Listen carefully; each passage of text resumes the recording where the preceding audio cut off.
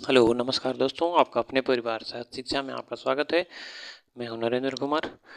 तो हम लोग पढ़ रहे थे प्रेजेंट इंडेफिनिट टेंस। क्या प्रेजेंट इंडेफिनिट टेंस? आज हमारा है इंट्रोगेटिव सेंटेंस। क्या इंट्रोगेटिव सेंटेंस? जैसा कि हम जानते हैं इंट्रोगेटिव सेंटेंस दो प्रकार के, एक होता है यस नो टाइप, जिसका जिन जिन सेंटेंस का जवाब हम यस नो में दे सकते हैं, और एक होता है, एक दूसरा टाइप होता है जो जिसको हम डब्ल्यू एच टाइप भी कहते हैं, जिसका जवाब देने के लिए हमको एक पूरे सेंटेंस की ज़रूरत पड़ती है। ठीक, तो पहले देखते हैं आज हम इंट्रोगेटिव सेंटेंस का पहला टाइप क्या है। तो जैसे हम लिख दिए कि क्या वह बाजार जाता है, पहला टाइप है। इसका मतलब इस सेंटेंस का जवाब यदि हम देना चाहें तो हमको केवल यस या नो में ही देना पड़ेगा। तो ये क्या है, क्या वह बाजार जाता है, तो इसका जवाब यस या नो में हम देंगे, केवल यस या नो में ही देंगे, इसलिए ये क्या है, फर्स्ट प्रकार का है। क्या है, फर्स्ट प्रकार का है। ये तो सेंटेंस का कैसे बनेगा उसका स्ट्रक्चर हो गया, सेंटेंस कैसा होता है उसका स्ट्रक्चर हो गया। अब इसको बनाते कैसे उसका रूल देखते हैं। तो सबसे पहले हेल्पिंग वर्ब लगाते हैं। क्या लगाते हैं? हेल्पिंग वर्ब लगाते हैं, फिर सब्जेक्ट लगाते हैं, फिर वर्ब की फर्स्ट फॉर्म लगाते हैं या बेस फॉर्म, फिर ऑब्जेक्ट, फिर अदर वर्ड जो कुछ भी आए रहते हैं उनको लिखते हैं। ठीक, सीक्वेंस में, ऐसे नहीं कि ऐसे ही लिख देते हैं। ठीक, तो हेल्पिंग वर्ब इसका क्या होता है? हेल्पिंग वर्ब होता है, एक होता है डू, एक होता है डज। एक होता है डू, एक होता है डज। डू किसके लिए लगता है? तो डू लगता है प्लूरल के लिए। किसके लिए? प्लूरल के लिए। जब हमारा सब्जेक्ट कैसा होगा? प्लूरल होगा। सब्जेक्ट जब हमारा प्लूरल होगा तो वहाँ पे डू लगेगा, और जब सब्जेक्ट हमारा कैसा होगा? सिंगुलर होगा। जब सब्जेक्ट हमारा सिंगुलर होगा तो वहाँ पे डज लगेगा। ठीक, फिर उसके बाद सब्जेक्ट लिखेंगे, V1 लिखेंगे, ऑब्जेक्ट लिखेंगे, अदर वर्ड लिखेंगे। इसी नियम पे इसको बनाते हैं। ठीक, तो पहले हम सब्जेक्ट लिखेंगे। सब्जेक्ट क्या है? वह कैसा है? सिंगुलर है। ठीक, सिंगुलर के लिए हम क्या लिखेंगे? डज। क्या लिखेंगे? डज। ठीक, डज लिख दिया। फिर उसके बाद सब्जेक्ट इसी को लिखेंगे, क्या है? तो वह की अंग्रेजी लिखेंगे ही, डज ही। फिर उसके बाद V1, काम कौन सा हो रहा है? जाने का। वर्ब क्या है? तो जाने का काम हो रहा है। ठीक, जाने का काम हो रहा है तो वर्ब क्या हो गई? जाना। तो जाने की अंग्रेजी क्या लिखेंगे? गो। Does he go. फिर उसके बाद to market.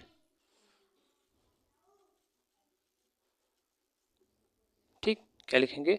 Does he go to market. ये इसी नियम पे हमने इसको बना लिया। हालांकि बहुत कुछ डिफरेंस नहीं है। यदि आप निगेटिव पढ़ेंगे या इंट्रोगेटिव पढ़ेंगे तो निगेटिव में क्या होता है कि ये जो है कि डू या डज सब्जेक्ट के बाद में आता है, फिर उसके बाद नॉट लगता है। फिर लेकिन इंट्रोगेटिव में क्या होता है कि डू या डज पहले आ जाता है, फिर सब्जेक्ट लिखाता है, फिर V1 लिखाता है, फिर ऑब्जेक्ट। सेम वही प्रोसेस रहता है। ठीक, अदला बदली केवल होता है तो इन्हीं दोनों में होता है। इन्हीं दोनों में होता है, ये आगे होगा या तो ये पीछे होगा, या आगे होगा या तो ये पीछे होगा। मेन वर्ब और ऑब्जेक्ट तो हमेशा पीछे रहेंगे। मेन वर्ब और ऑब्जेक्ट तो हमेशा पीछे रहेंगे। हेल्पिंग वर्ब और सब्जेक्ट, इसी में अंतर रहता है। अगर निगेटिव भी आ गया तो सब्जेक्ट के बाद ही हमेशा निगेटिव नॉट नॉट लगेगा। नॉट कहाँ लगेगा? तो सब्जेक्ट के बाद हमेशा लगेगा। सब्जेक्ट के बाद ही लगेगा, सब्जेक्ट के पहले या उसका उसका वो फिक्स होता है। नॉट प्लस ये प्लस सब फिक्स होता है, बस केवल चेंज इन्हीं में होता है। कभी कभी हेल्पिंग वर्ब यहाँ चला जाएगा निगेटिव में, सब्जेक्ट यहाँ पे आ जाएगा, या फिर कभी कभी जो है कि जैसा कि यहाँ पे हुआ, हेल्पिंग वर्ब यहाँ आ गया है, सब्जेक्ट यहाँ पे चला गया है। ठीक, तो ये उम्मीद करते हैं पहला टाइप आपको समझ में आया होगा। देखते हैं एक आध दो एग्जाम्पल और देखते हैं। एक दूसरा एग्जाम्पल देखते हैं। क्या तुम उसे खाना खिलाते हो? क्या तुम उसे खाना खिलाते हो? ठीक, यहाँ पे देखिए ऑब्जेक्ट जो है दो प्रकार के होते हैं, एक तो इनडायरेक्ट ऑब्जेक्ट होता है, एक डायरेक्ट ऑब्जेक्ट होता है। यहाँ पे दोनों ऑब्जेक्ट हैं। ठीक, उसको भी बताते हैं। क्या तुम, तो पहले तुम को देखेंगे। तुम कैसा है? तो हमारा प्लूरल माना जाता है। ठीक, उसके लिए क्या लगाएंगे? डू। क्या लगाएंगे? डू। फिर उसके बाद सब्जेक्ट, सब्जेक्ट क्या है? तुम की अंग्रेजी लिखेंगे डू यू। फिर उसके बाद वर्ब, वर्ब क्या है? खाना खिलाने का।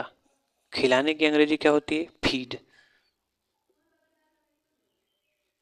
ठीक, डू यू फीड, क्या, किसे खिलाते हो? उसके बाद ऑब्जेक्ट, किसे खिलाते हो? To home.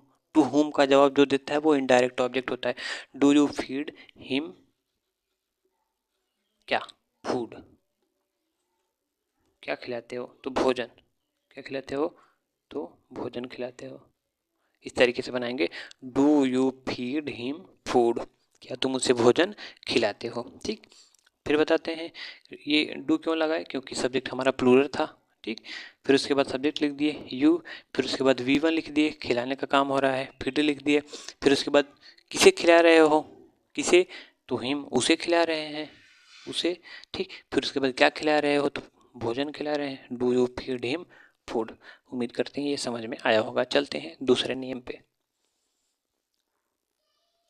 हाँ, तो नेक्स्ट इंट्रोगेटिव सेंटेंस का दूसरा प्रकार है। दूसरे प्रकार में क्या होता है कि ये पहली बात तो WS टाइप होता है, ठीक। कैसा होता है, WS टाइप होता है, और इनका जवाब हमको देने के लिए पूरे एक सेंटेंस की ज़रूरत होती है। जैसे तुम उसे खाना क्यों खिलाते हो, तो भाई हमको बताना पड़ेगा मैं उसे खाना क्यों खिलाता हूँ, ठीक। यस या नो में जवाब हम इसका नहीं दे सकते। यस नो में हम पहले टाइप वाले का जवाब दे सकते हैं। इसका जवाब देने के लिए हमको पूरे एक सेंटेंस की ज़रूरत पड़ेगी, ठीक। तुम उसे खाना क्यों खिलाते हो, नियम वही है जो आपका फर्स्ट वाला था, वही सेम नियम है। बस इसमें केवल क्या परिवर्तन है, तो WH वर्ड की अंग्रेजी पहले लिख देंगे। ये नियम आपका पहले वाला ही है, बाकी जितना है सब पहले वाला नियम है। क्या करेंगे केवल इसमें, WH वर्ड को पहले लिख देंगे। क्या करेंगे, WH वर्ड को पहले लिख देंगे, आपका काम खत्म, बन गया। देखिए ये हमने पहले वाला ही रखा है। इसमें क्या था, क्या तुम उसे खाना खिलाते हो, ठीक। तो हमने बना था do you feed him food. अब इसमें क्या हो जाएगा, तुम उसे खाना क्यों खिलाते हो, तो क्या हो जाएगा, पहले WH लिखेंगे, फिर हेल्पिंग वर्ब लिखेंगे, फिर सब्जेक्ट लिखेंगे, V1 लिखेंगे, ऑब्जेक्ट लिखेंगे, अदर वर्ड लिखेंगे, ठीक। तो WH वर्ड क्या है, क्यों। WH वर्ड क्या है, क्यों। तो यहाँ पे क्यों की अंग्रेजी लिख दें, क्योंकि अंग्रेजी लिख दिया वाई, क्योंकि अंग्रेजी लिख दिया वाई, बस काम खत्म। आपका ये भी बन गया, क्या हो गया, ये भी बन गया, ठीक। अगर ये आपको पता है फर्स्ट टाइप वाला, तो आगे WH वर्ड की स्पेलिंग लिख देंगे, आपका बन जाएगा। जैसे क्या हो जाएगा, why do you feed him food, ठीक। इसी नियम पे बन गया आपका, कुछ नहीं करना है। फर्स्ट टाइप में सेकंड टाइप में कुछ नहीं करना है। फर्स्ट टाइप में क्या करते हैं, हेल्पिंग वर्ब को पहले रखते हैं, उसके बाद सब्जेक्ट, फिर वर्ब, फिर ऑब्जेक्ट, फिर अदर वर्ड लिखते हैं। फिर सेकंड टाइप में क्या करते हैं, WH वर्ड को हेल्पिंग वर्ब के पहले लिख देते हैं। क्या करते हैं, WH वर्ड को हेल्पिंग वर्ब के पहले लिख देते हैं, उसके बाद बना देते हैं, ठीक। एक आध एग्जाम्पल और देखते हैं। फिर अगला है, वे गाना क्यों गाते हैं, वे गाना क्यों गाते हैं, ठीक। वही सेम नियम है, WH वर्ड की स्पेलिंग पहले लिखेंगे, WH क्या है तो क्यों की अंग्रेजी लिखेंगे वाई। फिर उसके बाद हेल्पिंग वर्ब किसको देख के, सब्जेक्ट को देख के, सब्जेक्ट क्या है वे क्या है प्लूरल, ठीक। तो प्लूरल के लिए डू लिखते हैं, वाई डू, ठीक। उसके बाद सब्जेक्ट क्या है वे की अंग्रेजी दे, वाई डू दे। फिर उसके बाद V1, कौन सा काम हो रहा है, गाने का काम हो रहा है, गाने का लिखेंगे सिंग, वाई डू दे सिंग। फिर उसके बाद क्या करते हैं, गाते हैं, क्या गाते हैं, गाना, ठीक। वाई डू दे सिंग, फिर ऑब्जेक्ट क्या है, सॉन्ग, बन गया, why do they sing song. तो उम्मीद करते हैं आज हमने जो पढ़ा है वो आपको समझ में आया होगा। यदि आपको अच्छा लगे तो चैनल को लाइक शेयर सब्सक्राइब कर सकते हैं। मिलते हैं नेक्स्ट वीडियो में, तब तक के लिए नमस्कार, जय हिंद, जय भारत।